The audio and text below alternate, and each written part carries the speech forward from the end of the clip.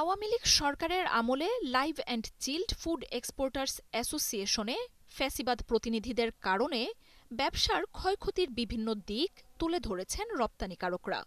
এক সংবাদ বিজ্ঞপ্তিতে বিগত সরকারের আমলে সংগঠনটিকে ঘিরে বিভিন্ন অপতৎপরতার বিষয় উঠে এসেছে। সংবাদ বিজ্ঞপ্তিতে বলা হয়, আওয়ামী লীগ সরকারের দোসরদের সমন্বয়ে গঠিত Bangladesh live and chilled food exporters association BLCF এর পর্ষদ দুর্নীতি, জালিয়াতি ও বিভিন্ন অনিয়মে যুক্ত ছিলেন। তাদের কারণে রপ্তানিকারকরা শুধু আর্থিক ক্ষতিরই শিকার হননি, বরং এসব ব্যবসায়ীর ভাবমূর্তিও ক্ষতিগ্রস্ত হয়েছে। বাংলাদেশ ব্যাংক প্রদত্ত নগদ সহায়তা আত্মসাৎ, জালিয়াতি সহ বিভিন্ন অনিয়ম ও অভিযোগে মৎস্য অধিদপ্তর তুরাগ থানায় সংগঠনটির পরিচালকদের বিরুদ্ধে মামলাও করে। রপ্তানিকারকদের সার্টিফিকেট জালিয়াতির কারণে বাংলাদেশ লাইভ অ্যান্ড চিল্ড ফুডের বড় বাজার চীন বাংলাদেশকে কালো তালিকাভুক্ত করে। এই কারণে ২০২০ সাল থেকে দীর্ঘদিন কাঁকড়া ও কুচে মাছ আমদানিও বন্ধ রাখে। আমি আমার রিপিট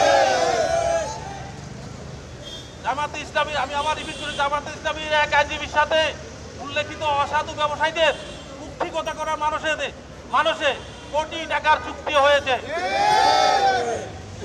আমরা প্রিয় সাংবাদিক বৃন্দ, ফ্যাসিস্ট সরকারের বিরুদ্ধে আন্দোলনে এই সকল সন্ত্রাসী ও দুর্নীতিবাজ রপ্তানিকারকরা বাংলাদেশ ব্যাংক জালিয়াতির ফলে যে জটিলতর পরিস্থিতির সৃষ্টি হয়েছে, তাহা বাংলাদেশ ব্যাংকের পত্র নম্বর SEPD রপ্তানি নীতি 2023 পর্যালোচনা করলে পরিষ্কার হওয়া যাবে। এই কপি প্রমাণস্বরূপ আপনাদের কাছে আমরা সাবমিট করব। অ্যাসোসিয়েশনের অফিসের অর্থ 900 জালিয়াতি। এছাড়াও ছাত্র জনতার অভ্যুত্থানেও এই সংগঠনটির পরিচালনা পর্ষদ শেখ হাসিনার হয়ে কাজ করে।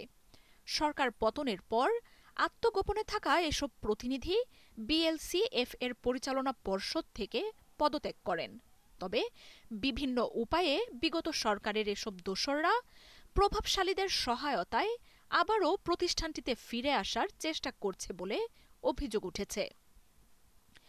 অ্যাসোসিয়েশনের অর্থ ৯/৬ জালিয়াতির মতো এসব ঘটনায় বাণিজ্য মন্ত্রণালয়, মৎস্য অধিদপ্তর, রাজুক ও দুর্নীতি দমন কমিশনে অভিযোগ জানানো হয়েছে।